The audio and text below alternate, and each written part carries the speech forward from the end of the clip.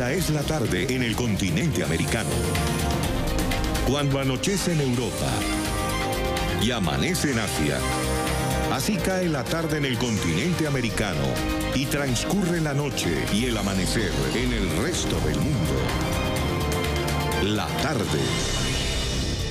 ¿Qué tal? Bienvenidos a la tarde de NTN 24. Gracias por estar con nosotros. Ya saben que las vías de comunicación están abiertas para usted a través de Twitter, @NTN24, @la tarde NTN24, mi cuenta personal, @Yoeli Ramírez. Vamos de inmediato con la información. El gobierno de Estados Unidos estaría estudiando incluir a Venezuela en la lista de países patrocinadores del terrorismo internacional. Aparecer en ella acarrea sanciones severas. La información difundida por el diario Washington Post cita a funcionarios de la administración del presidente Donald Trump, quienes afirman que en los próximos días se dará el anuncio oficial. Carolina Valladares desde Washington con la información. Adelante. ¿Qué tal? Buenas tardes desde Washington. De confirmarse esta información del Washington Post, estaríamos hablando de un paso drástico por parte de la administración de Donald Trump. Hay que decir que en esta lista de países, por ahora figuran 4 países. Se trata de Irán, también de Sudán, de Siria y de Corea del Norte. El estar en la lista implica sanciones muy severas, aún más duras de las que hemos visto del gobierno de Donald Trump contra Venezuela. Por lo tanto, habrá que hablar un poco de las implicaciones que tendría esta lista. Por eso estamos con Michael Shifter, él es miembro del The Dialogue aquí en Washington. La pregunta es saber qué implicaría para Venezuela si finalmente la administración Trump incluye a este país en la lista de países que financian el terrorismo internacional. Bueno, es una manera de aumentar la presión, escalar la presión contra Venezuela y hacer el castigo contra Venezuela por todo su comportamiento y su manera de ser un gobierno autoritario. Hasta ahora han aplicado sanciones de distintos tipos. Los efectos han sido mínimos, a mi juicio. Entonces hay frustración y por eso están escalando las presiones. Ahora, esto significaría en concreto que puede limitar asistencia a Venezuela, cualquier asistencia de Estados Unidos y también transacciones financieras entre Venezuela y Estados Unidos, prohibir esas transacciones. Esto es lo que está sufriendo los otros países que están en la lista: Corea del Norte, Siria y Sudán, Irán. Entonces se suma a ese grupo. Hay que recordar también que para estar en la lista se ha de probar que esos países han apoyado recurrentemente actos de terrorismo internacional. Por ejemplo, en el caso de Venezuela, los argumentos serían, según las fuentes del Washington Post, que tiene vínculos con la milicia islamista Hezbollah y también con la exguerrilla de las FARC. Marco Rubio, senador por la Florida, lo tiene muy claro. Él ha dicho muchas veces que Venezuela tiene vínculos con el terrorismo internacional, pero hay otros republicanos, senadores, representantes de House of the Representatives que se oponen a estas sanciones. ¿A qué se debe esta división dentro del partido, en el seno del Partido Republicano? Bueno, yo creo que hay un sector del Partido Republicano que es también más ideológico, más político, y creo que esto fue una decisión política de aplicar esas sanciones, de poner Venezuela en la lista, y otros tienen intereses económicos, sobre todo con petróleo, y tienen temor que el próximo paso sería prohibir toda la venta de petróleo de Venezuela a Estados Unidos. Y en muchos estados, como Texas y otros estados, dependen del petróleo. Entonces, ellos están en contra de esto y dicen que no sería bueno porque afecta sus intereses económicos. Y también hay otro argumento, que esto puede hacer sufrir la gente más vulnerable en Venezuela, que no va a afectar los élites, que están en poder, y también el presidente Maduro puede utilizar eso para también movilizar su base y puede ser un valor político para él. Entonces, esos son los argumentos, pero dentro del Partido Republicano hay los ideológicos y políticos y también los que tienen intereses económicos. Esa es la división.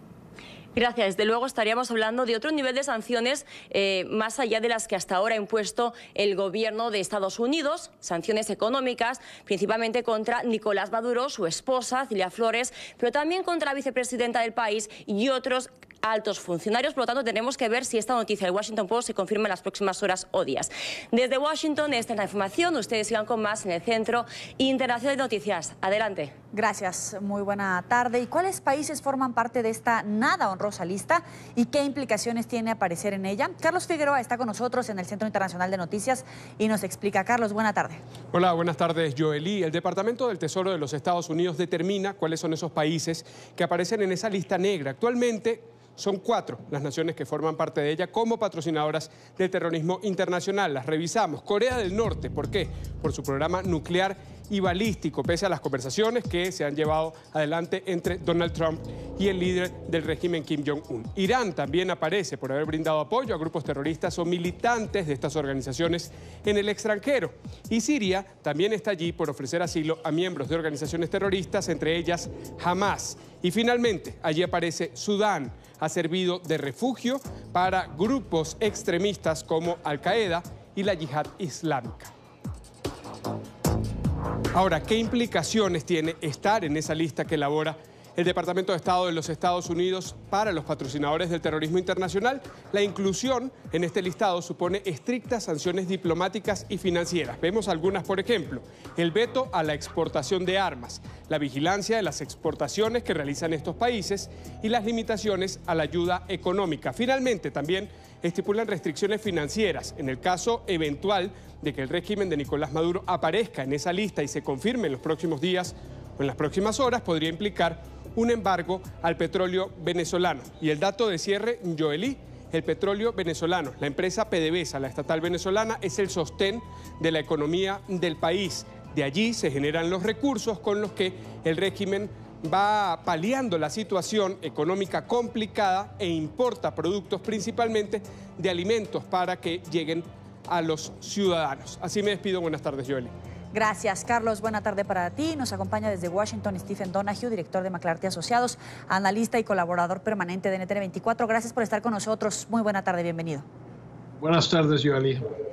¿Existen los fundamentos concretos, comprobables para hablar de que el gobierno venezolano tiene vínculos con Hezbollah, el libanés, con las FARC, para que proceda esta eventual agregaduría en la lista? Bueno, yo no sé los detalles de Hezbollah, pero sí claramente el gobierno venezolano sigue apoyando a las FARC. Hay liderazgo de las FARC y otros miembros disidentes de las FARC operando en Venezuela, y también del ELN, que es otro grupo terrorista designado así por los Estados Unidos desde hace más de 2 décadas, que sigue operando, claramente opera en Venezuela, y solo tuvimos hace 2 semanas operaciones de las FARC ahí, donde el gobierno venezolano encubrió los hechos donde ellos habían asesinado a miembros de las fuerzas policiales venezolanas. Así que no hay ninguna duda de que Venezuela está apoyando y encubriendo acciones de organizaciones terroristas. La pregunta es si es suficientemente importante incluirlos en esta lista, porque los hechos de estar en esta lista pueden causar y limitar a las acciones futuras de los Estados Unidos y de entidades que quisieran ayudar y apoyar a Venezuela cuando haya un eventual cambio de gobierno en ese país. ¿Es una antesala de un boicot petrolero, por ejemplo? No, yo no creo. Yo creo que los Estados Unidos han decidido que por el momento no van a imponer sanciones sobre el petróleo. Esto es más un golpe político y un golpe sobre el sistema económico y financiero y los enlaces financieros que tiene Venezuela con otros países.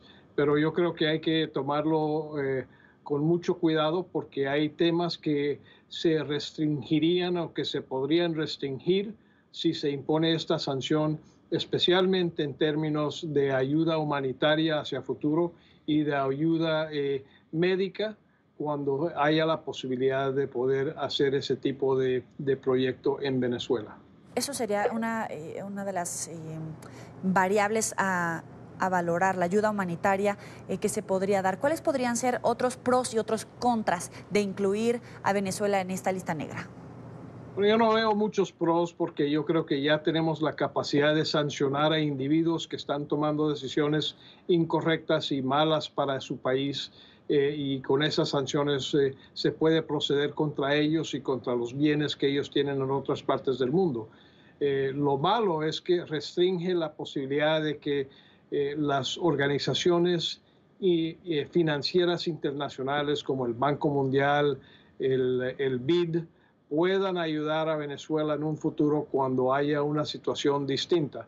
Esta sanción es muy fuerte, es usando una herramienta muy pesada, cuando yo creo que tal vez hay herramientas más finas que podrían llegar al mismo fin sin tener que imponer cosas que nos limiten acciones hacia el futuro, como le digo, con los bancos de financiamiento internacional que en algún momento van a tener que ayudar a reponer al país y regresar a Venezuela a la comunidad de naciones como un participante democrático en el mundo. Y también las sanciones las sanciones impondrían limitaciones o podrían imponer limitaciones sobre la ayuda médica cuando estamos viendo un desastre médico en ese país, donde estamos viendo enfermedades que no se habían visto por décadas regresando a Venezuela y a los países vecinos y los países que están recibiendo a los migrantes.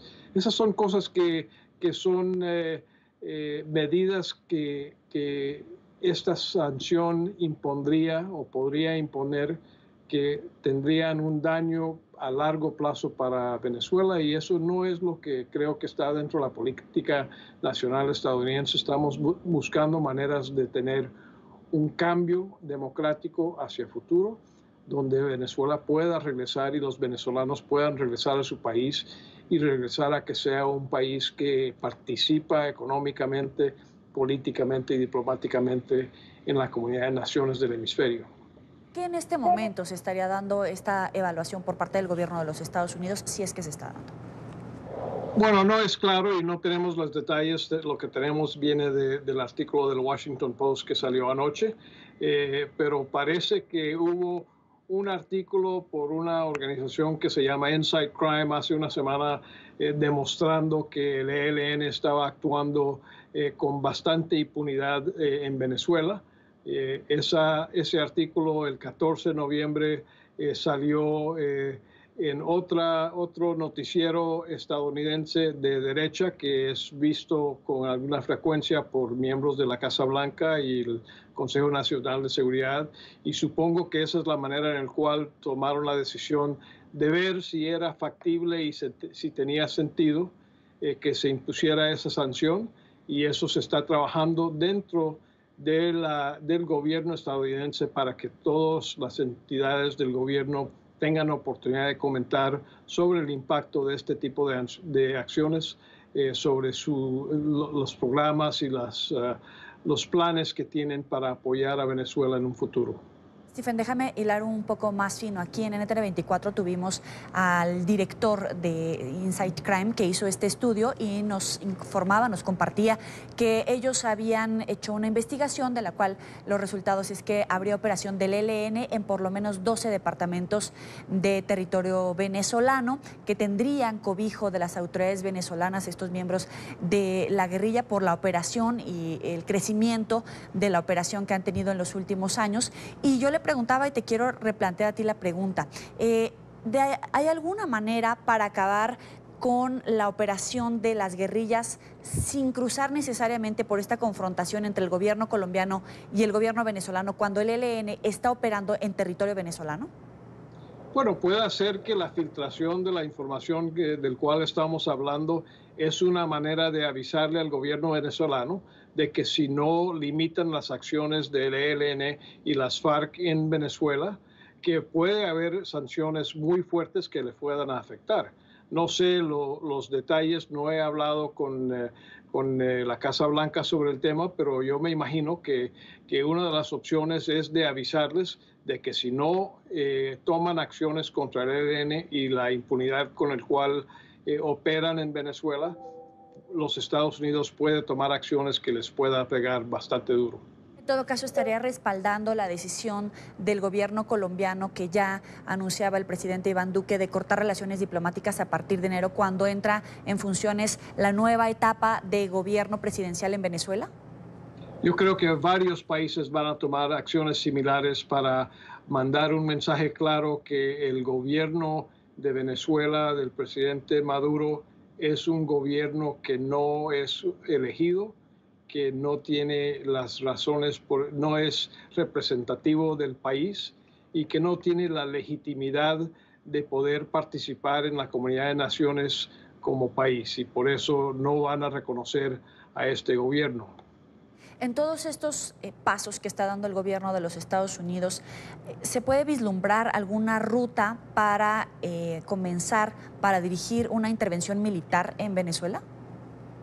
Claramente el presidente Trump y otros están considerando esas opciones. Mi punto de vista particular es que eso no les convendría a los países y ya estamos en una etapa de nuestra historia hemisférica donde una invasión de un país a otro no cabe dentro de lo que se acepta dentro de la comunidad hemisférica. Pero eso no significa que no hay otras acciones que se podrían hacer, que no hay miles de venezolanos que han salido de su país que podrían regresar en otra forma para poder tratar de restablecer una situación en la cual los venezolanos puedan regresar a la democracia. Le agradezco como siempre a Stephen Donahue, director de McClarty Asociados y analista y colaborador permanente de NTN24, por estar con nosotros aquí en la tarde. Buenas tardes, Joely. Buena tarde también para ti. 4:20 de la tarde en la costa este de los Estados Unidos. Vamos a revisar otros temas que son noticia en la agenda informativa. Noticia, una serie de tiroteos en Estados Unidos. Ayer en Chicago, un incidente registrado en un hospital dejó 4 muertos, incluido el atacante. Las víctimas son una doctora, una farmacéutica recién graduada y un policía de origen hispano. En otro tiroteo, pero esta vez en Denver, Colorado, una persona murió y 4 más resultaron heridas, según informó la policía a través de su cuenta de Twitter. Todos los heridos se encuentran en condición estable. Es noticia el regreso a casa de los pobladores de localidades cercanas al volcán de Fuego en Guatemala. Aunque no cesan las explosiones en el Coloso, las autoridades rebajaron el nivel de alerta, abrieron la ruta nacional 14 que une a los departamentos de Chimaltenango y Yacatepex. Y también anunciaron que los más de 4,000 evacuados desde el pasado domingo comenzarán a retornar a sus comunidades. Actualmente el volcán de Fuego registra entre 8 y 13 explosiones por hora, de débiles a moderadas, que generan una columna de ceniza hasta los 4.600 metros de altura. También es noticia un deslizamiento de tierra por las fuertes lluvias que azotan varias regiones de España. Causó el descarrilamiento de un tren de 6 vagones cerca de Barcelona. Una persona murió y varias resultaron heridas. Marcelo Moncayo tiene la información. Hola, ¿qué tal? Saludos para ustedes en la tarde. Efectivamente, este descarrilamiento produjo una persona fallecida y 44 heridas leves. Todo esto se dio alrededor de las 6:15 de la mañana, muy cerca de Barcelona.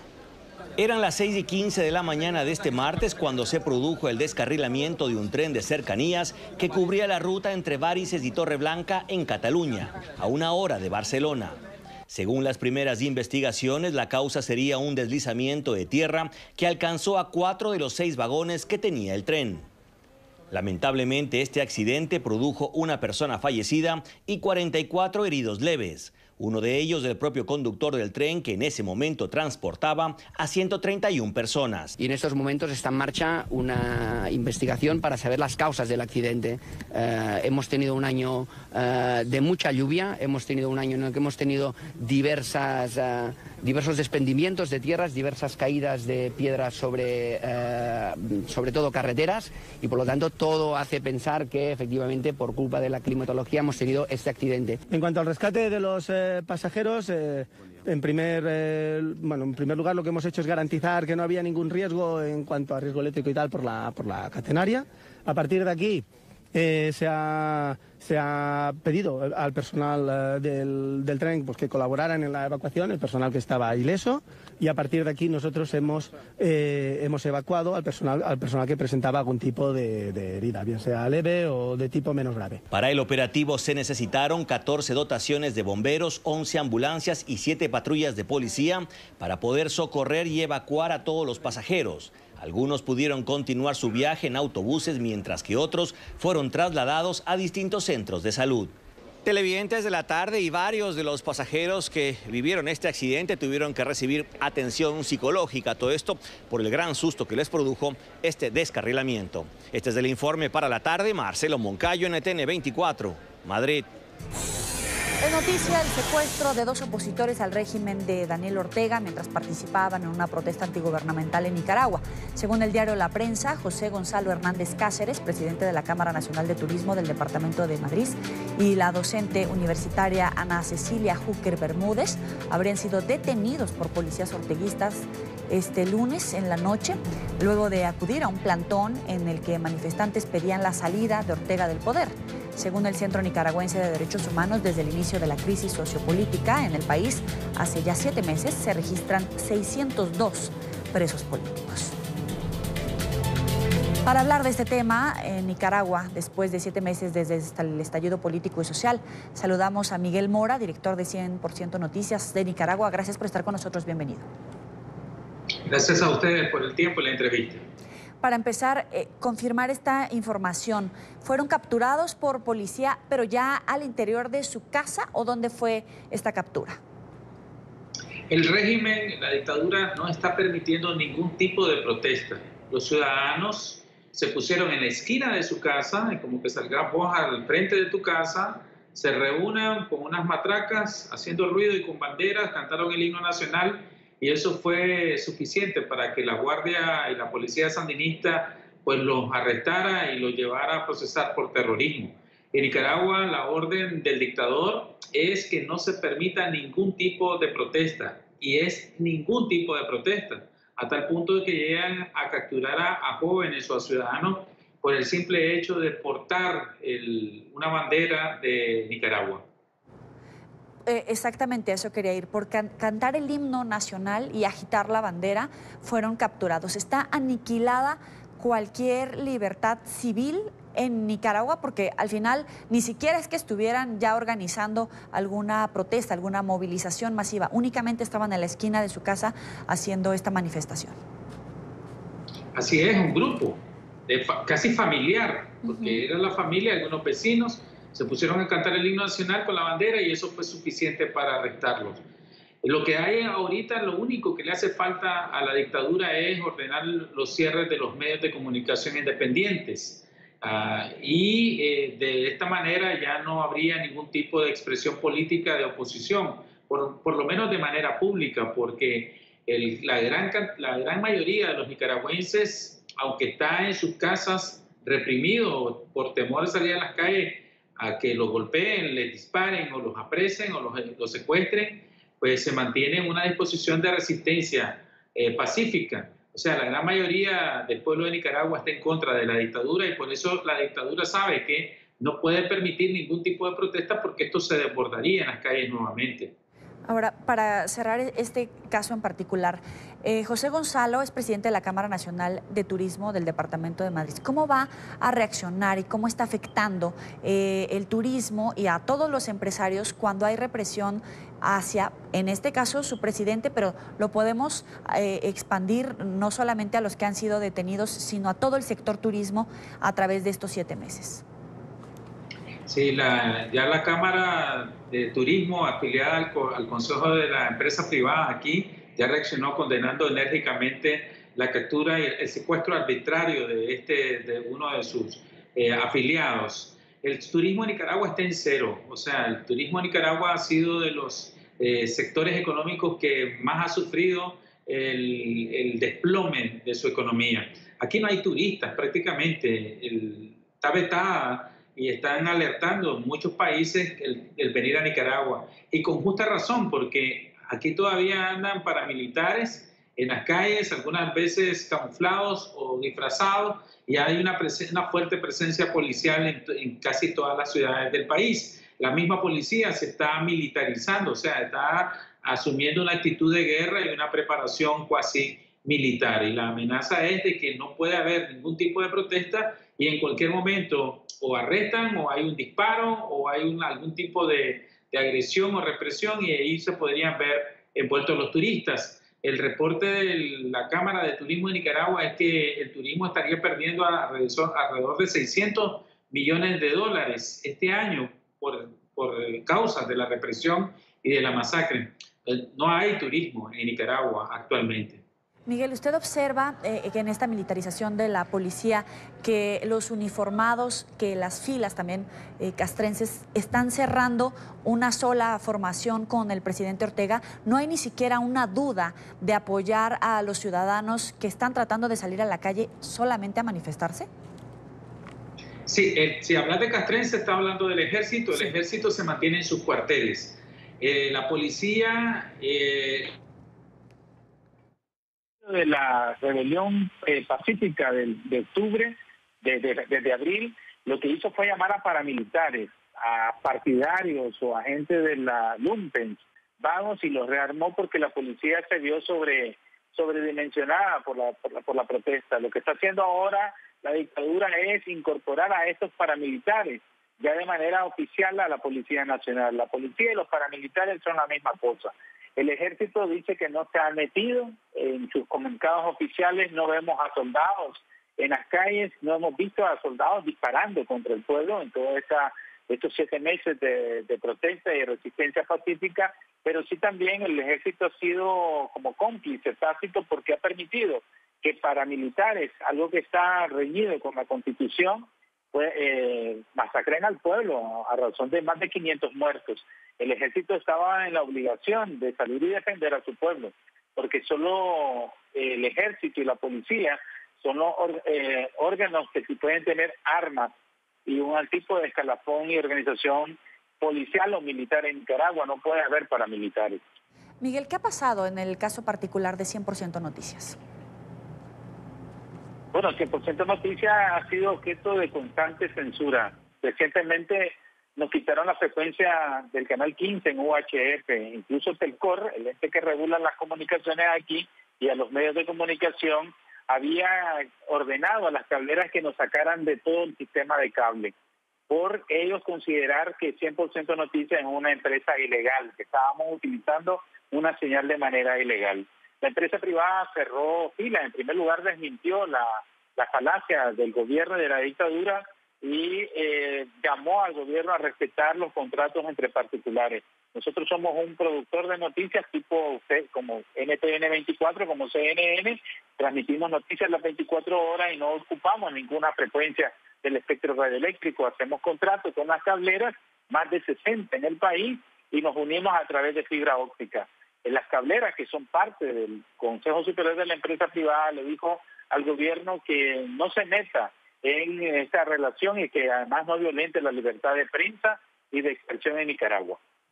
Así las cosas en Nicaragua. Gracias a Miguel Mora, director de 100% Noticias, por este tiempo para la tarde de NTN 24.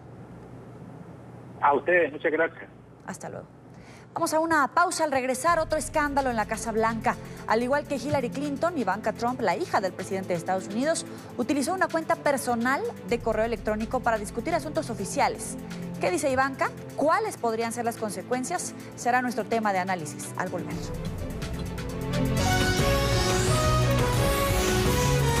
Continuamos con La Tarde. Gracias por seguir con nosotros en la tarde de NTN 24. Avanzamos. Ivanka Trump, la hija y asesora del presidente de Estados Unidos, Donald Trump, utilizó su cuenta personal de correo electrónico para discutir asuntos oficiales de la Casa Blanca, según reveló el diario The Washington Post. La práctica de Ivanka es parecida a la de la exsecretaria de Estado Hillary Clinton, cuyo uso del correo originó una investigación del FBI y un feroz ataque por parte del presidente Trump, en ese momento candidato presidencial. Hace minutos el presidente salió en defensa de su hija. Dijo que ella no borró los emails como lo hizo Clinton.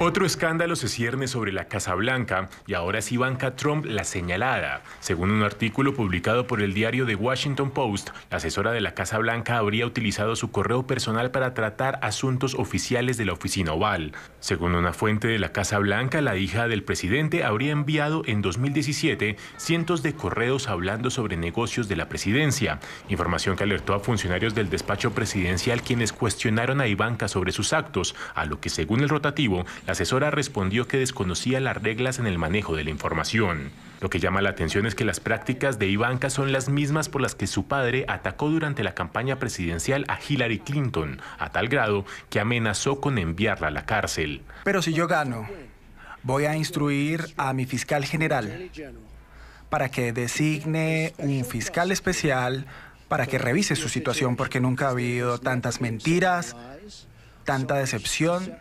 Nunca ha habido nada como eso. Así que vamos a designar un fiscal especial, porque cuando yo hablo, la gente de este país está furiosa. Incluso la exsecretaria de Estado enfrentó una investigación por parte del FBI. Sin embargo, los abogados de la familia Trump señalaron que estos dos casos no tendrían comparación. Argumentan que Ivanka entregó todos los correos utilizados para transmitir información de la Casa Blanca y no se borró ningún registro, según ellos, como sí lo hizo Clinton mientras estaba en curso la pesquisa del Buró de Investigaciones.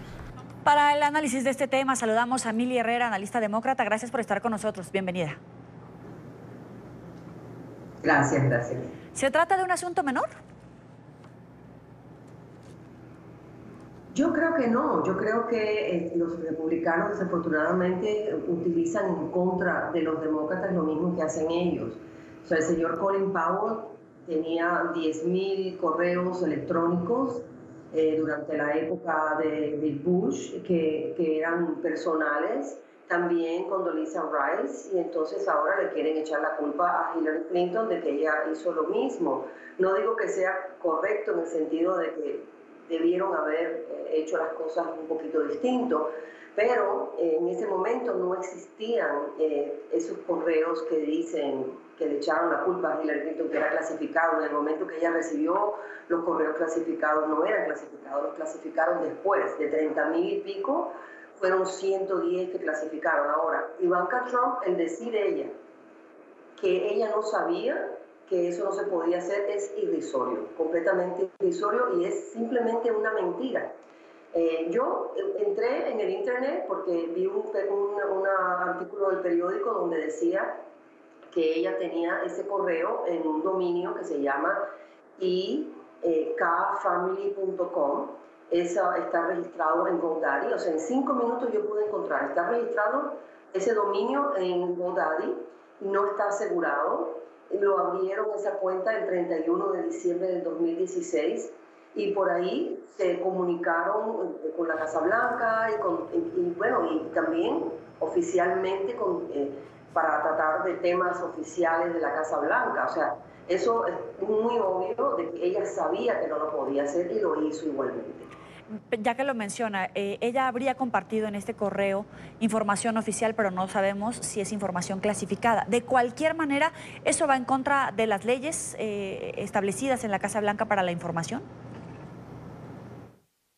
Claro, porque las leyes de los Estados Unidos dicen que todas las comunicaciones presidenciales deben de ser archivadas para uso público y que tienen que estar seguros. A diferencia con las de Hillary Clinton, que ella era secretaria de Estado en ese momento, ella no tenía comunicaciones en realidad con la Casa Blanca, ella no era una empleada de la Casa Blanca en ese momento. Después se encontraron que había 2 o 3 correos que le había enviado al presidente Obama, pero no dentro de la Casa Blanca como ha hecho Ivanka Trump. O sea, ella es asesora personal, o sea, oficial, empleada por el gobierno de los Estados Unidos dentro de la Casa Blanca, está enviando comunicaciones que deben de ser confidenciales. Y si yo pude entrar y en 5 minutos encontrar esa información, los servicios de inteligencia de nuestros enemigos en el mundo lo pudieron haber hecho hace rato. O sea, ellos tenían que saber, ellos están escuchando constantemente y están monitoreando todas las comunicaciones que entran y salen en la Casa Blanca. O sea, el ella decir que esto no es... No había ningún mensaje confidencial, eso no lo sabemos. Y entonces, tanto que criticaron a la secretaria Clinton por haber hecho algo parecido pero no igual, porque la secretaria Clinton tenía un servidor asegurado, completamente seguro, donde nunca fue invadido, no hay prueba ninguna, nunca tuvo un ataque cibernético donde penetraron y sacaron esa información.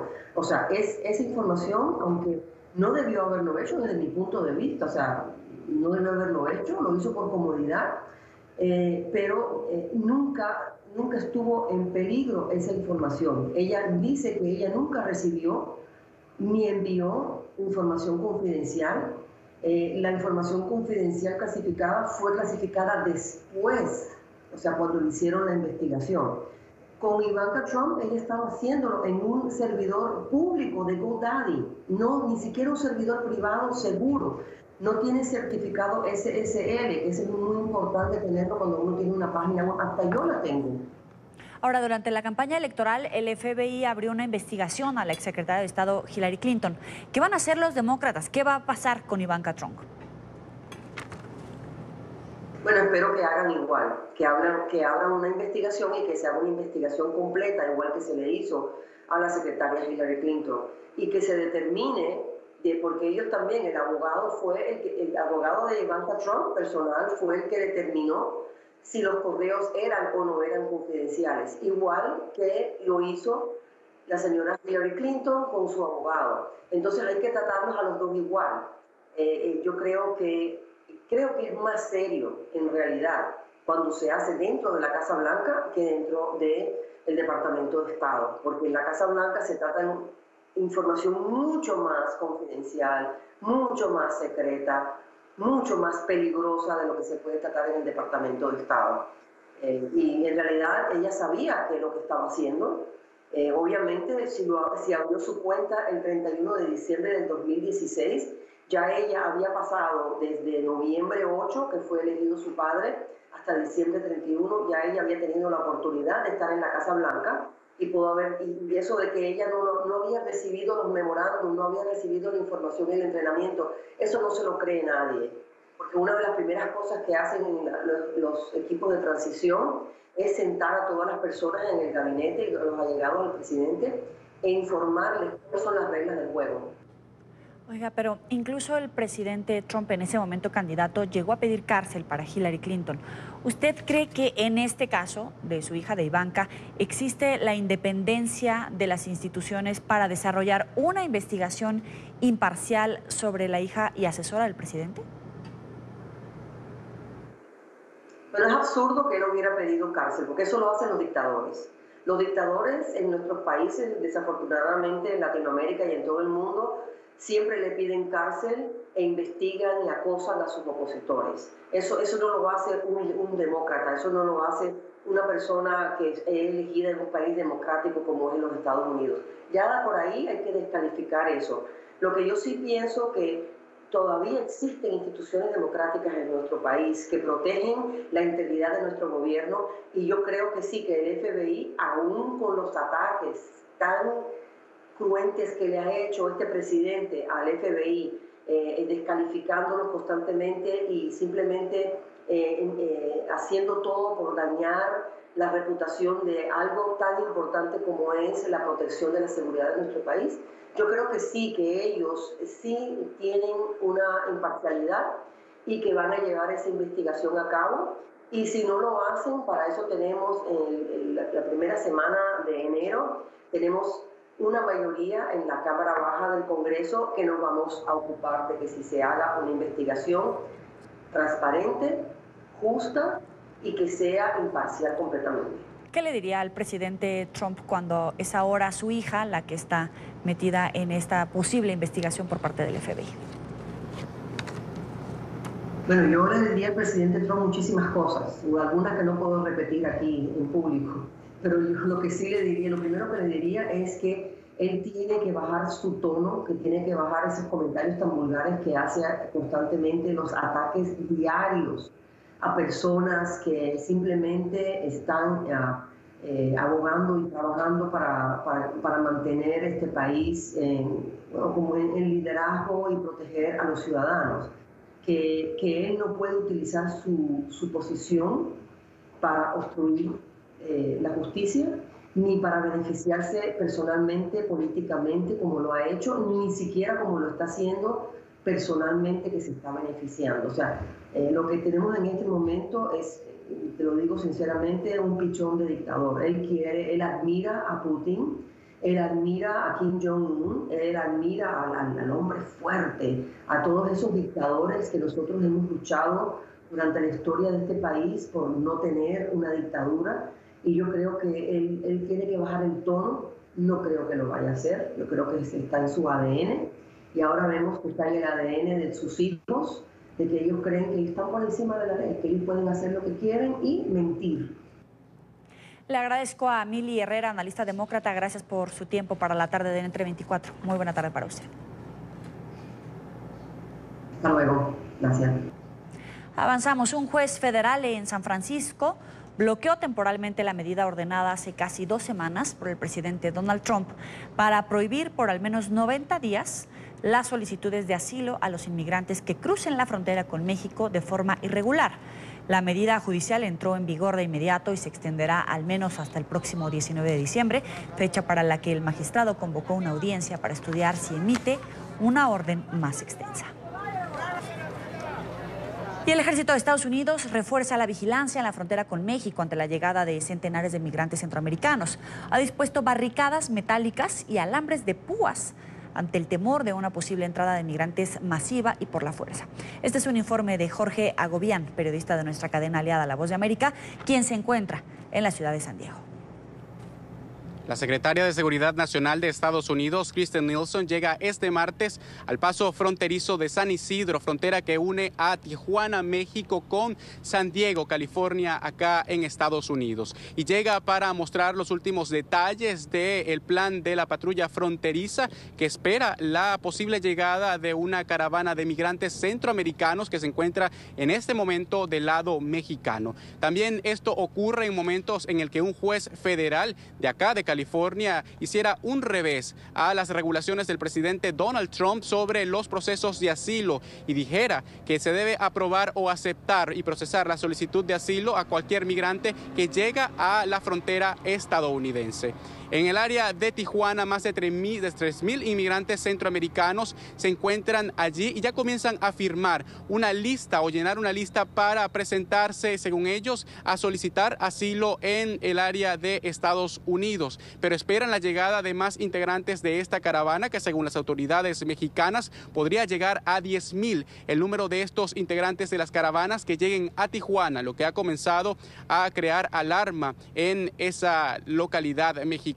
Del lado de Estados Unidos, la patrulla fronteriza continúa colocando barricadas y aumentando el número de alambres de púa a lo largo de la frontera entre Tijuana y San Diego, en California, al mismo tiempo que vigilan día y noche la posible llegada de estos migrantes, luego de que este lunes, según fuentes del Departamento de Seguridad Nacional, es posible que estos migrantes quieran entrar de manera abrupta a Estados Unidos, lo que llamó poderosamente la atención de las autoridades estadounidenses. Desde San Diego, California, en la frontera con Tijuana, soy Jorge Agobián, de La Voz de América.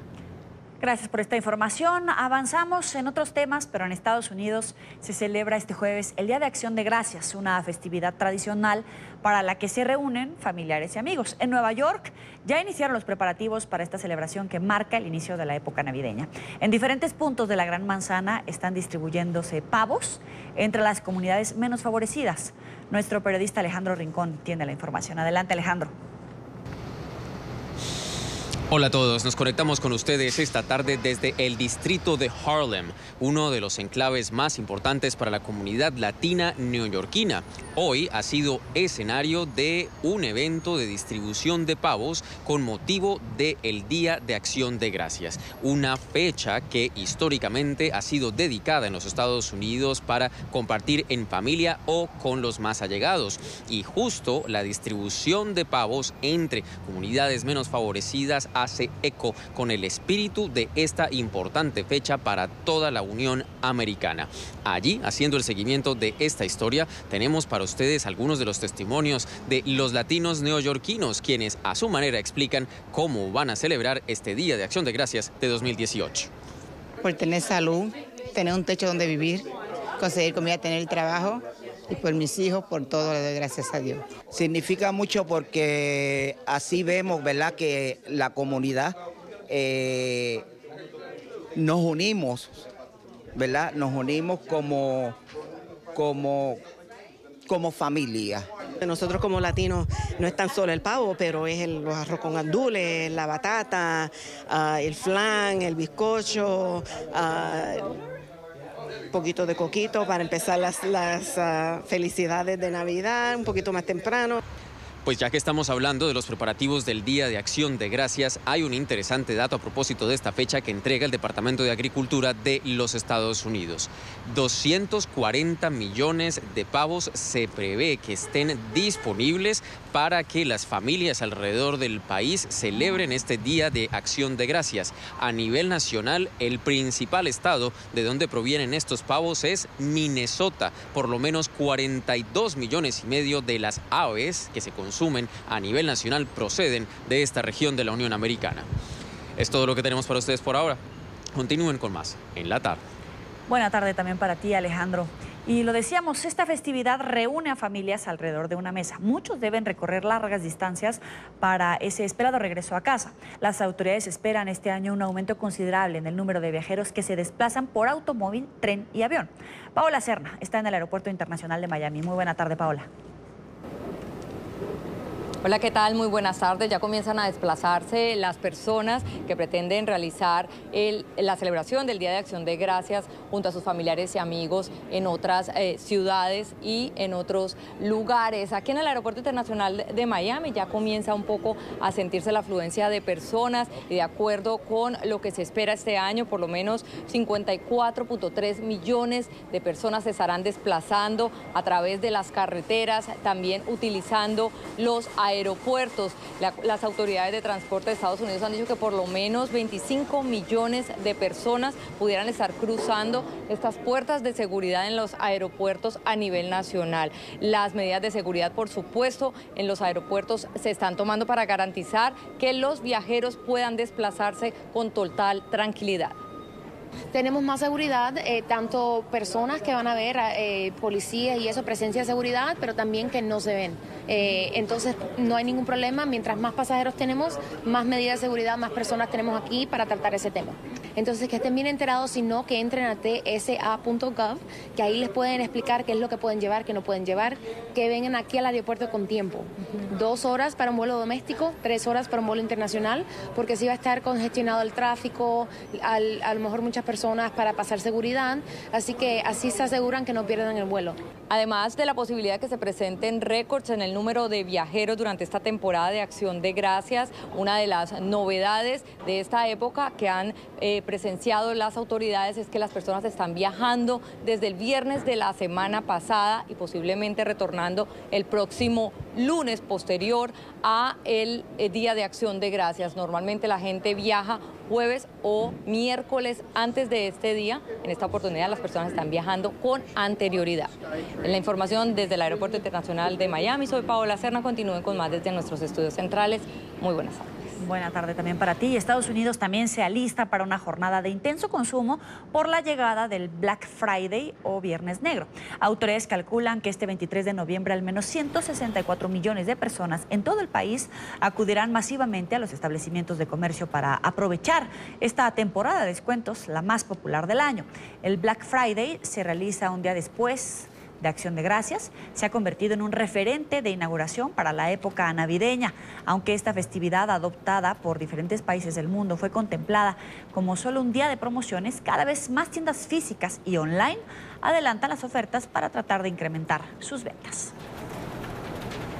Vamos a una pausa. Aquí en la tarde, al regreso, 15 de los 16 detenidos tras los desmanes en el campamento de venezolanos en Bogotá serán expulsados de Colombia. ¿Cuál es la situación en el refugio tras estos incidentes? Tenemos el reporte desde el lugar de la noticia. No le cambie.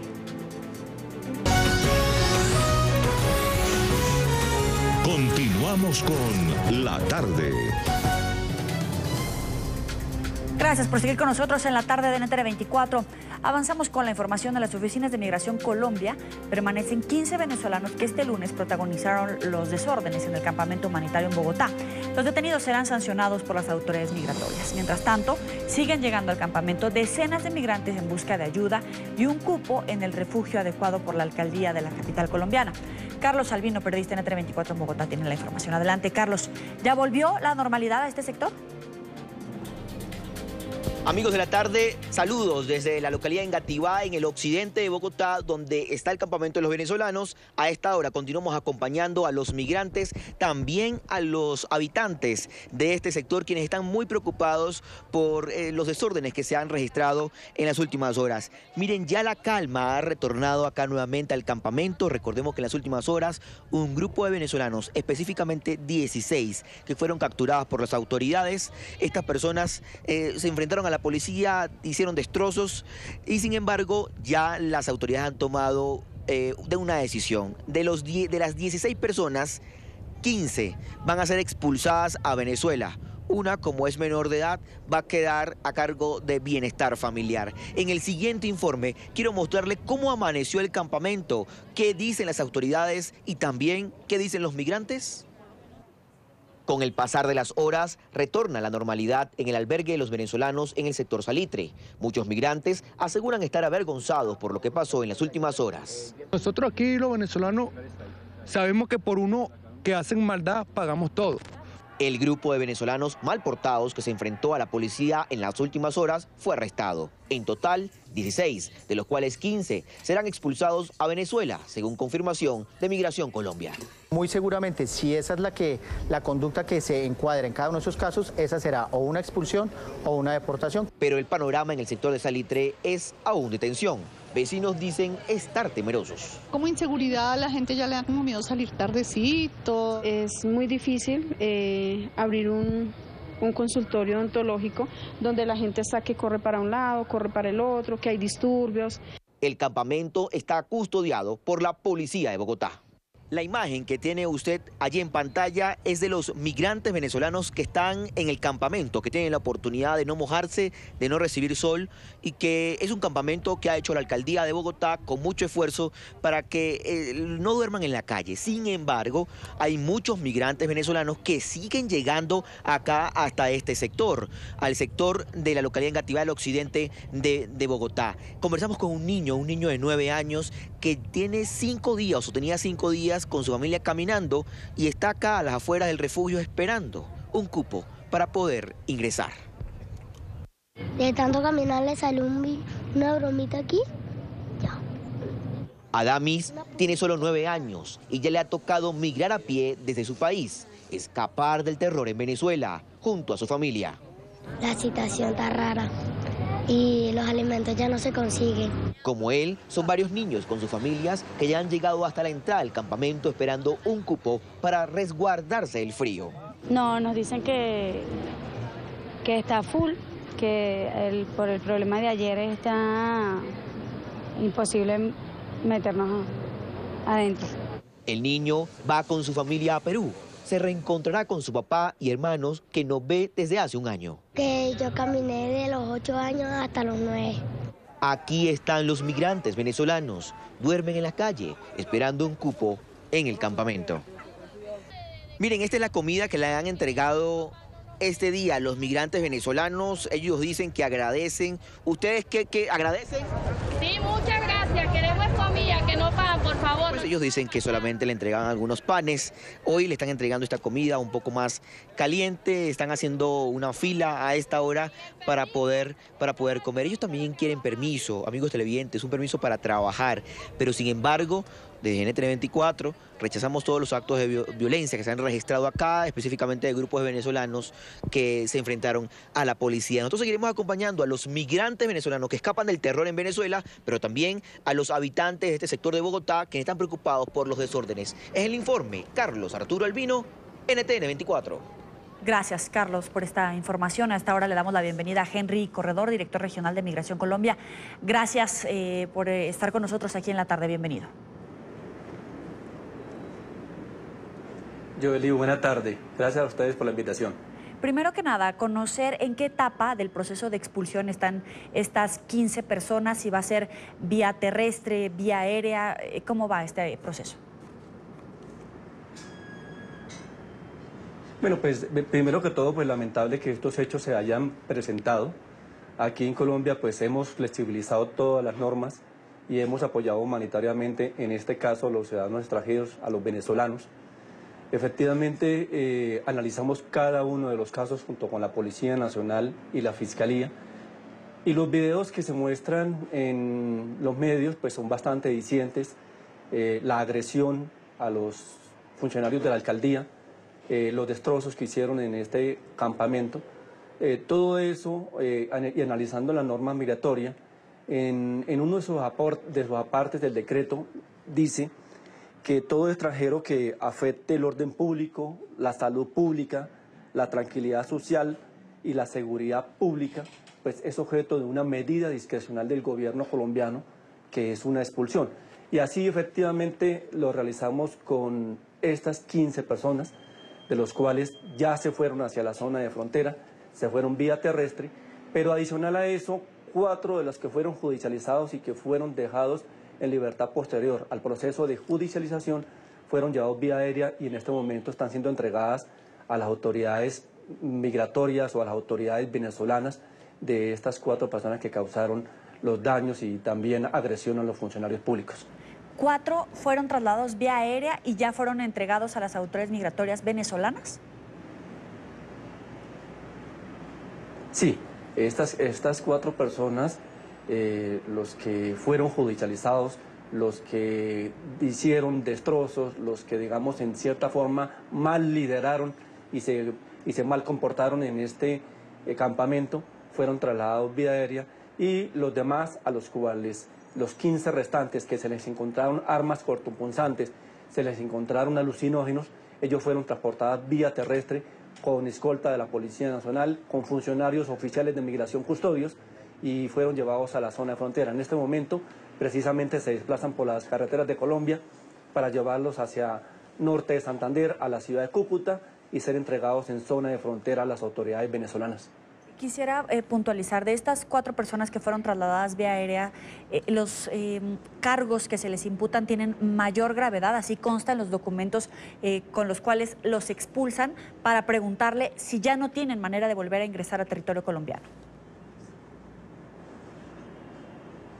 Efectivamente, esta expulsión tiene unas consecuencias. Como lo decía en un principio, es una medida discrecional de Colombia, porque ellos afectaron el orden público, afectaron la tranquilidad ciudadana, y estas personas no podrán regresar al país sino hasta dentro de 10 años.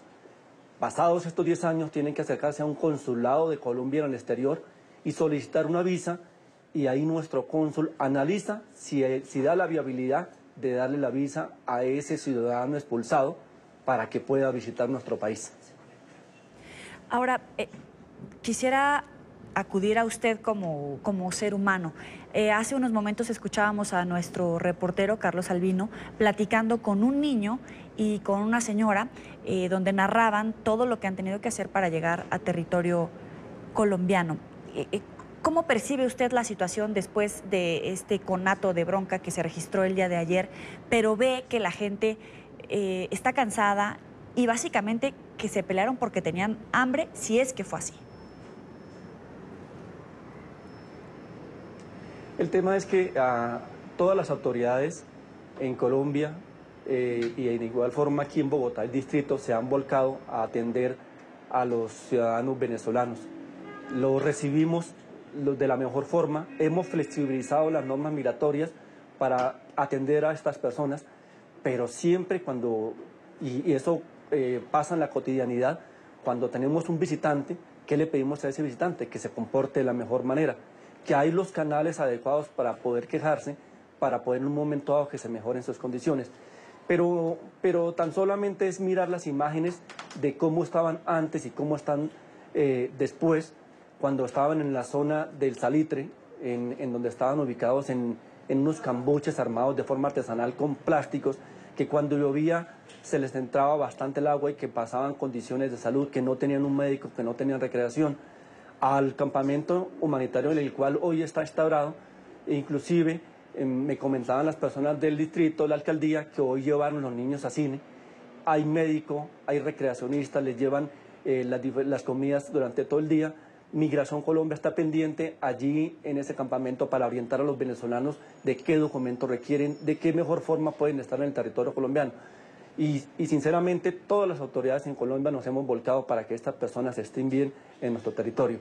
Pero lo que sí le pedimos a todos los venezolanos que están en este momento en Colombia y los que van a venir es que se comporten. Recordemos que la migración tiene que ser segura, tiene que ser ordenada y sobre todo que tiene que estar regular.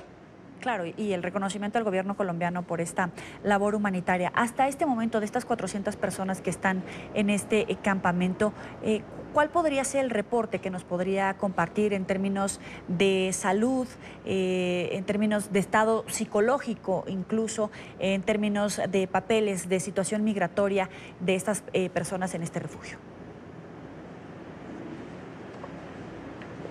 Sí, el gobierno colombiano implementó un permiso especial de permanencia. Este permiso especial de permanencia le da la oportunidad para que el ciudadano venezolano durante 2 años pueda estar en nuestro país, pueda laborar, pueda estudiar, pueda abrir una cuenta bancaria. Y se han implementado esta serie de medidas que le hemos pedido a los ciudadanos venezolanos. Regístrense en las diferentes entidades en las cuales pueden hacerlo y pueden obtener ese permiso especial de permanencia, o PEP, como llamamos aquí en Colombia, para que lo puedan exhibir en los diferentes lugares en donde van a adquirir un empleo o van a necesitar un servicio, sobre todo los servicios de salud.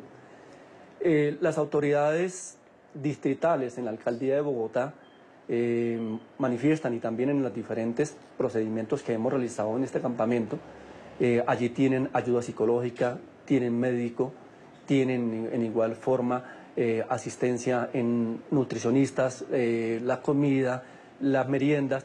Son diferentes situaciones y de hecho, y hemos visto en los medios de comunicación también, que los venezolanos que están allí, que ya han agradecido al distrito, han agradecido a las autoridades colombianas por este gesto de apoyo y sinceramente están mejor ahora que de lo que están anteriormente.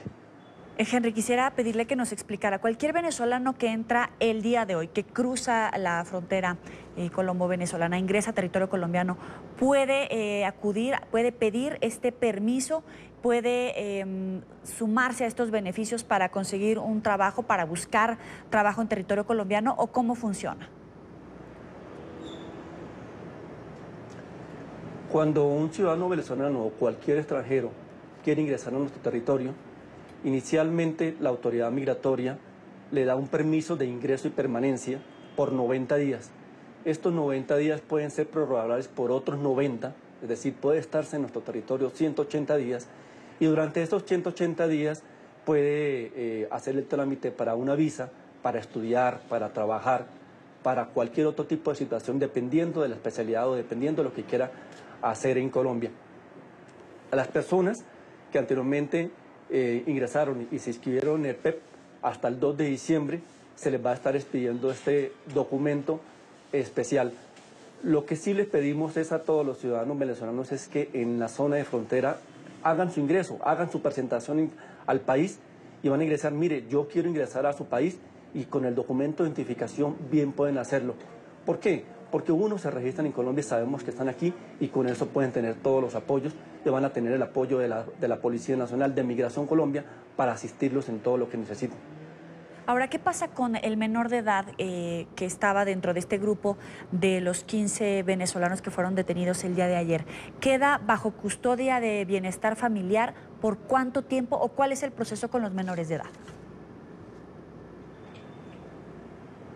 Bien, el proceso con los menores de edad en Colombia, cuando en un momento dado, y dado este caso, que participó en alteraciones de orden público, el Instituto Colombiano de Bienestar Familiar, la autoridad en menores en Colombia se hace cargo de este menor, les da el apoyo psicológico, les da todo el tema de bienestar y pasado un tiempo, una vez tomen contacto con la autoridad de menores de Venezuela, este niño muy seguramente y de acuerdo a otros procesos que hemos hecho, será entregado a las autoridades en menores allá de Venezuela.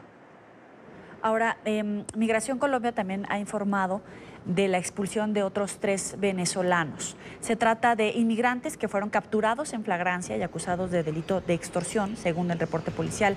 Estos extranjeros en territorio colombiano robaron una camioneta el fin de semana pasado y pedían una importante suma de dinero al dueño del automóvil para devolverlo.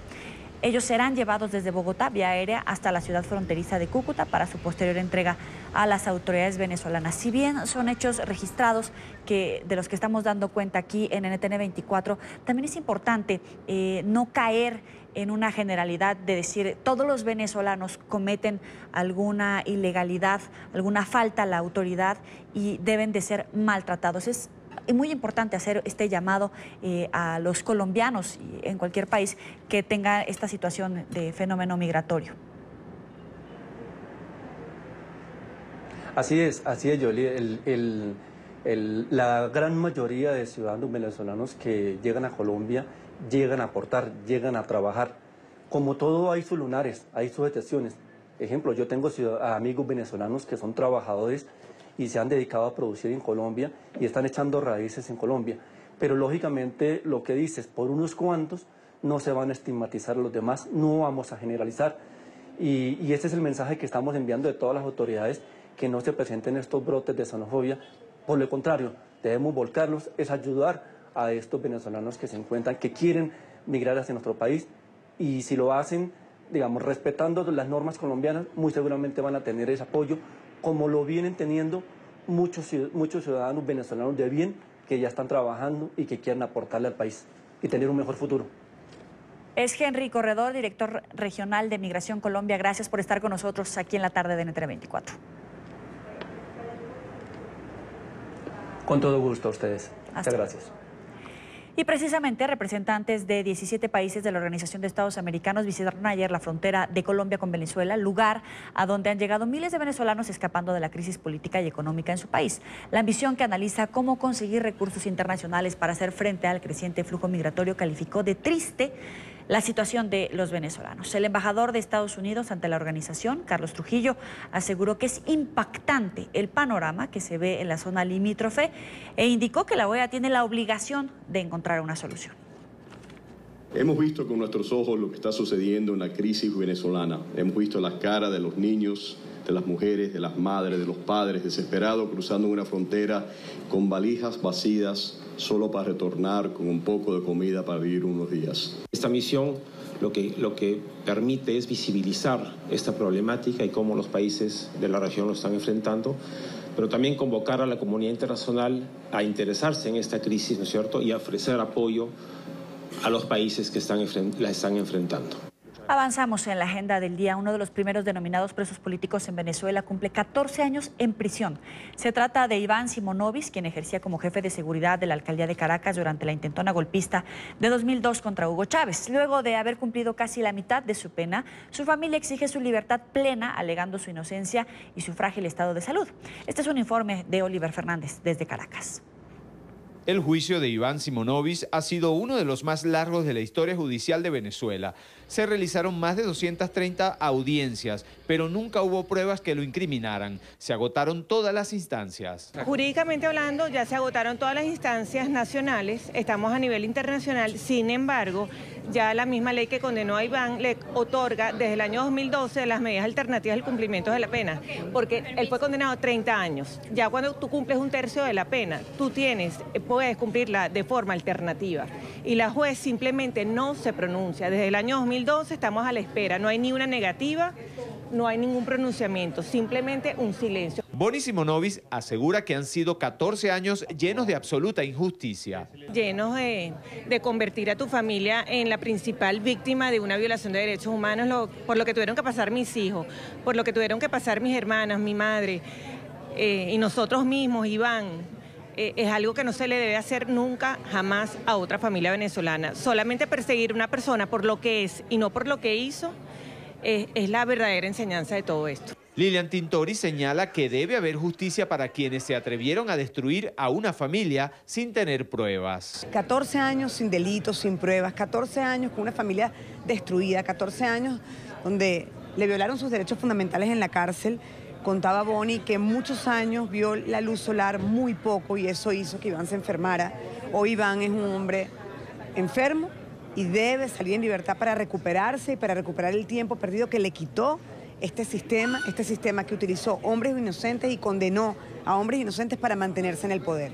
Iván Simonovic representa un trofeo para ocultar los desmanes de la intentona golpista del año 2002. Son palabras del concejal Alfredo Jimeno. 14 años de injusta prisión. Yo creo que Iván al final del día ha sido un trofeo de la dictadura, ha sido un trofeo del régimen para tapar lo que verdaderamente pasó el 11 de abril. Pero al final del día no estamos pidiendo ninguna concesión graciosa. Iván debería estar en libertad, Iván debería estar en la calle. Hay un patrón que se repite en cada uno de los presos políticos. Los encarcelan, los aíslan, los maltratan y no hay ninguna prueba de por qué estén ahí. La prisión política es una realidad en Venezuela que ha quedado demostrada a lo largo de los años de la revolución bolivariana. Iván Simonovic sufre de osteoporosis avanzada. Lleva más de 4 años sin recibir tratamiento. Exigen su libertad para poder tratar su enfermedad. En Caracas, soy Oliver Fernández, NTN 24. Y cada día se hace más difícil para las familias venezolanas llevar la comida a la mesa. Los precios de los alimentos se elevan casi por minuto debido a la hiperinflación. Algunos ciudadanos consideran un lujo que consumir proteína animal. La carne, el pollo y los huevos alcanzan precios elevados y pocos los pueden comprar. Según el Sendas, la canasta básica alimentaria familiar se ubica en 52.000 bolívares. La moneda local, lo que casi hace imposible que una familia pueda cubrirla con un salario mínimo establecido en 1.800 bolívares. Luis Laya, desde Caracas, nos envió el siguiente informe. No llega la comida, pues si desayunamos no podemos almorzar. Y si almorzamos no podemos cenar. De broma una sola comida o 2 comiditas es lo único que podemos pasar. Muchas veces nos acostamos sin comer, no hay comida. ¿Qué podemos hacer? Esta es la realidad de muchos ciudadanos en Venezuela. Según el Sendas, la canasta básica familiar se ubica en 52.322,32 bolívares, un aumento del 128,2% en relación al mes anterior, mientras el salario mínimo permanece en 1.800 bolívares. Yo la semana pasada fui al supermercado y una cuestión que valía 90 bolívares estaba el martes en 350 bolívares, cuando por lo menos en mi caso yo genero 3.000. ¿Qué hago yo con 3.000 bolívares? La comida para los venezolanos pasó a ser un lujo. Es un lujo comer diariamente proteína, o sea, desayunar bien, almorzar bien, cenar bien. Los ciudadanos deben reunir al menos 29,2 salarios mínimos para alimentar a una familia. Desde la Asamblea Nacional ven con preocupación la situación alimentaria del país. Señalan que los niños son los más afectados. Por lo menos la leche no se consigue. La pura crema sola o un arroz sancochado, licuado, y eso que se le da al bebé. Y si no hay azúcar, se lo toma sin azúcar. Y que 2.300.000 chamos coman 2 veces al día en nuestro país, lo otro que demuestra es que si esa es la cifra de niños, en padres debe ser al menos el doble. Porque ¿cómo es el orden de alimentación de una casa? Primero comen los niños, después comen los más viejitos y de último come el que produce la plata y trae la comida. En muchos casos, las proteínas de origen animal como carne, pollo o huevos solo se pueden comer entre 1 y 2 veces cada quincena, bien sea porque están escasos o muy costosos. En mi casa no hay carne, ahora somos vegetarianos. Cuando mucho, una sardina. De resto no hay carne, no se puede. Si compras huevo o compras queso, no compras más nada. La gente ha vuelto a comer en una mayoría 3 veces al día, pero ¿qué come? Come harina, come pasta, come pastina, come arroz, come puro carbohidrato. La dieta del venezolano es una dieta que está sin las cosas que necesita. Algunos diputados proponen al gobierno nacional tomar como medida la eliminación del IVA, el principal impuesto al consumo a algunos productos, para permitir que los precios sean más accesibles ante la crisis alimentaria. A 6 principales productos de la canasta básica, como la leche, el huevo, la carne, la pasta, el arroz, al pueblo de Venezuela, que es el que paga el día a día ese impuesto regresivo que todos sabemos lo que significa. No le alcanza el salario a los venezolanos para poder comprar los productos mínimos. Expertos en materia económica indican que los aumentos de salario efectuados y propuestos por el gobierno venezolano para los próximos días no remediarán esta situación, pues la producción nacional no se ha incrementado. Asimismo, han indicado que la inflación continúa galopante y se comerá todos estos paños de agua tibia. Desde Caracas, Venezuela, para NTN 24, Luis Alejandro Laya. Vamos a una pausa en la tarde, ya volvemos. Los invito a que se unan a nuestro canal de YouTube, NTN24. Allí podrán encontrar todo el contenido multimedia, nuestras entrevistas, reportajes y la señal en vivo. Recuerden conectarse www.youtube.com/NTN24. Ya volvemos.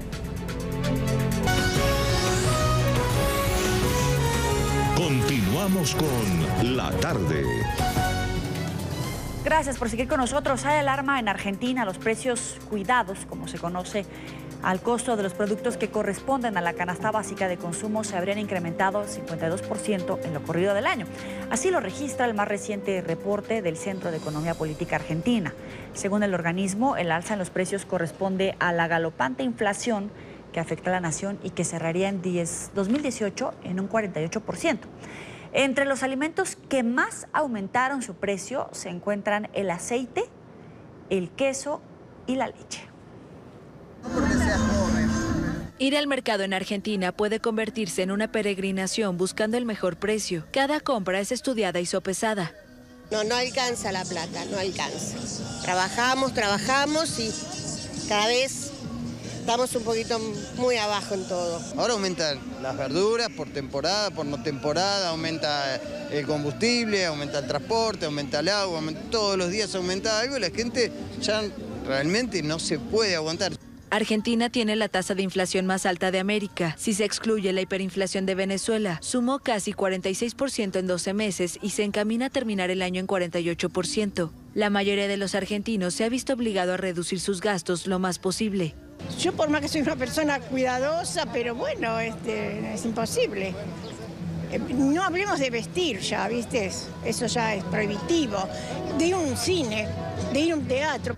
Rafael López se considera afortunado porque las ventas se han mantenido en su kiosco, pero el dinero no le rinde igual.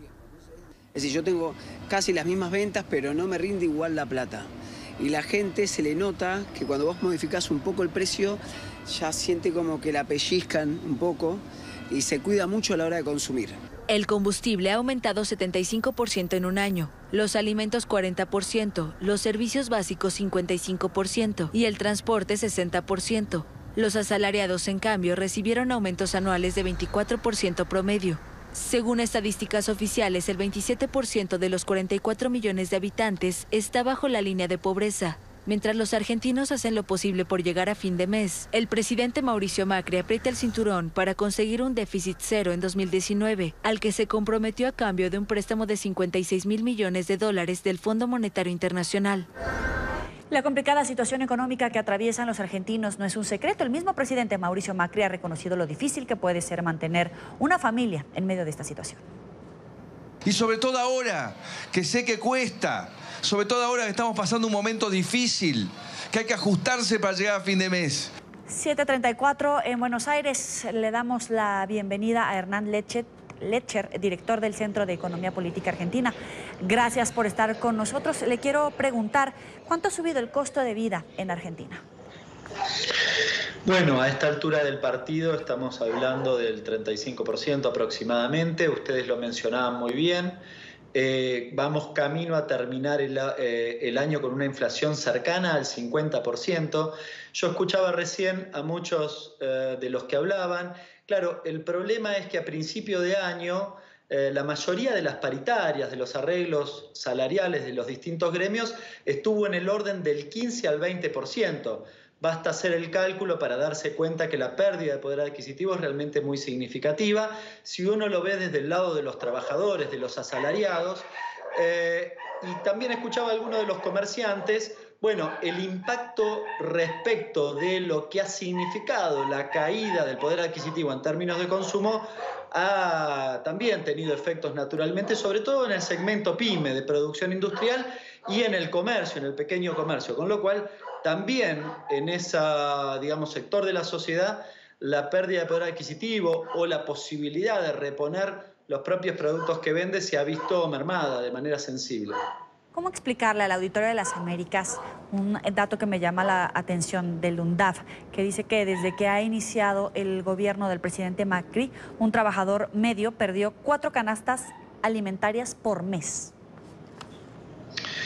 Bueno, lo que pasa es que nosotros en la Argentina, en el 2016 hubo una pérdida de poder adquisitivo sensible, en el 2017 hubo una recuperación muy magra de aproximadamente 2 puntos, en el 2016 la caída había sido cerca del 10% y estamos hablando de que en el 2018 nos encaminamos a una pérdida de poder adquisitivo de entre el 15 y el 20%, el 15% para los trabajadores registrados, Para no registrados, si los incorporamos, la caída es aún mayor. Bueno, eso se ve reflejado evidentemente en el bolsillo y diría que uno lo percibe en los jubilados, uno lo percibe en los asalariados, lo que recién mencionaba, tanto registrados como no registrados, y en aquellos que tal vez perciben algún ingreso del Estado, en este caso en la Argentina la asignación universal por hijo. Es decir, la amplia mayoría de los argentinos ha perdido poder adquisitivo y en los valores que vos recién mencionabas en relación a la canasta básica, la pérdida ha sido mucho más sensible. Recién hablaba de que la inflación ronda aproximadamente el 40%. Bueno, en el caso de los alimentos está por encima de ese valor, estamos hablando del 43 o 44%, con lo cual los sectores de la sociedad que dedican ingentes recursos a la cuestión alimentaria la están pasando peor que el conjunto de la sociedad. Además de que ha habido un aumento sensible en lo que tiene que ver con los servicios. Los servicios tienen una característica. Técnicamente los economistas hablamos de inelasticidad, es decir, yo tengo que pagar los servicios porque si no me lo cortan, con lo cual no puedo recortar ahí el gasto, tengo que recortar en otras cosas y probablemente pago los servicios y recorto en alimentos, con lo cual no solo pierdo poder adquisitivo, sino que bajo la calidad de mis consumos y la cantidad también de mis consumos. ¿Este aumento en los servicios públicos es retrasado? ¿En qué sentido es retrasado? ¿No había de otra más que subir el costo de estos servicios? ¿Era un efecto pendiente? No, es una decisión política eso. Hay distintas miradas. En general, incluso la ortodoxia económica considera que el aumento de los servicios fue realmente muy elevado. Yo me inclino por pensar que el subsidio a las tarifas estaban fuertemente subsidiadas en la Argentina, bueno, permitían justamente niveles de consumo porque constituían un salario indirecto para vastos sectores de la sociedad. Y uno puede discutir los niveles de los subsidios, pero en general yo me inclino porque son una herramienta positiva para una economía como la que tenemos en la Argentina. Tal vez me hubiese inclinado por recortar en otros gastos de lo que tiene que ver con el presupuesto y no hacerlo en los subsidios justamente por esto, porque el impacto en materia macroeconómica es la caída sensible del consumo. Usted hablaba del impacto en el pequeño comercio. ¿Cómo se ve la industria de los argentinos afectada por estos índices? Bueno, de manera muy negativa. Yo diría que hay 4 cosas que afectan sobre todo al segmento pyme industrial. En primer lugar, la caída del consumo, la caída del poder adquisitivo que impacta naturalmente sobre el consumo. La apertura importadora, la producción industrial pyme hoy compite con productos que vienen tal vez de China y que nosotros no tenemos aquí en la Argentina la tecnología para competir de igual a igual en determinados segmentos, sobre todo de producción. El aumento de los servicios no solo aumentaron para el vecino de a pie, para la persona que vive en su casa, sino también para los comercios e industrias. Y diría en cuarto lugar, y de sensible impacto en este último tiempo a raíz de la devaluación, ha sido el aumento de las tasas de interés. El costo de financiamiento para una pyme hoy está entre el 80 y el 100%. 80 y 100%, es decir, cuando vos vas a cambiar un cheque o pedís un adelanto en el banco, hay una parte importante de ese adelanto que te dan que lo perdés antes de arrancar, con lo cual es un costo en el producto que también justamente incentiva el aumento de precios que recién mencionaba, ¿no? Ahora, hablemos de la pobreza. Hay un índice de 27% de los argentinos en este sector. ¿Puede crecer el porcentaje de pobres en esta franja en Argentina? Sí, te suscribo que a esta altura del partido no está la medición, pero claramente estamos arriba del 30%. No creo que nadie se anime a contradecir esto que estoy diciendo. De hecho, yo me animo a inferir que estamos tal vez en el 32%, porque ese dato, el del 27%, es del primer semestre de este año, donde el impacto sensible del aumento de precios no se había producido. A ver, en septiembre la inflación fue del 6,5% en la Argentina en un solo mes. Cuando uno ve, ustedes mencionaban muy bien en el informe, la Argentina tiene valores de inflación los más elevados de Sudamérica, sacando Venezuela. Y efectivamente es así, es más. En realidad la amplia mayoría de los países está por debajo de la medición de un solo mes en la Argentina. Nosotros tuvimos en el mes de septiembre 6,5, en el mes de octubre 5,4. Solo en 2 meses, bueno, llegamos casi al 15% en términos agregados, en términos de inflación. Así que se imaginan ese impacto En materia de pobreza, obviamente los ingresos no se mueven con la misma celeridad. Uno podría inferir tal vez que los primeros meses del año próximo pueda haber una curva distinta, pero la verdad de acá a fin de año yo te diría que la pobreza se ha incrementado por encima del 32%, casi con seguridad. ¿Y cuáles podrían ser las buenas noticias que deja el préstamo del Fondo Monetario Internacional?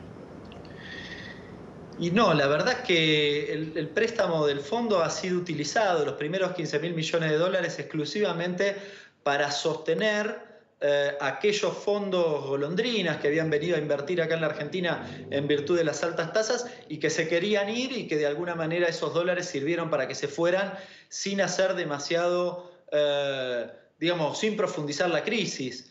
Por cierto que no fue muy exitoso porque le estoy comentando los niveles de inflación y además una devaluación que llegó al 85%. El peso en relación al dólar valía 20 pesos un dólar y hoy está 37, con lo cual, bueno, se imaginan el impacto que ha tenido eso sobre la economía argentina, con lo cual los dólares que han venido, que vienen del Fondo Monetario, no son más que para sostener que esta crisis cambiaria no se profundice. Lamentablemente uno no infiere que eso pueda tener impactos positivos en la economía real. De hecho, acabamos de votar en la Argentina un presupuesto que es un presupuesto a instancia del Fondo Monetario Internacional que habla de ajuste, lo mencionaban ustedes en el informe, bueno, que pretende un déficit primario cero, lo cual implica un recorte, por ejemplo, de los salarios del empleo público y tal vez de puestos en el sector público que naturalmente van a profundizar la crisis y probablemente el consumo, ¿no? Para concluir y brevemente, ¿qué costo político va a tener todos estos índices para el presidente Mauricio Macri? Bueno, habrá que ver qué pasa el año próximo. Nosotros tenemos elecciones aquí en la Argentina y básicamente depende de cómo se muevan estas variables. Bueno, el impacto naturalmente se va a producir en la elección. Si seguimos por esta senda, yo creo que es muy difícil que el gobierno nacional pueda tener digamos, un desempeño auspicioso en las próximas elecciones. De todos modos, falta bastante. Las elecciones son en octubre, las primarias en agosto, así que en el medio el gobierno podría modificar alguna de estas políticas. Es Hernán Letcher, director del Centro de Economía Política Argentina. Gracias por estar con nosotros aquí en la tarde. Un abrazo muy grande. Hasta luego. Vamos a una pausa y volvemos con más. Llegamos al final de la tarde del día de hoy. Recuerde seguirnos en las cuentas de Instagram en @NTN24. También están disponibles nuestras cuentas de Twitter con información en tiempo real, @NTN24. Mi cuenta personal, @Joely Ramírez. Los espero en una hora más en el informativo. Pásela muy bien.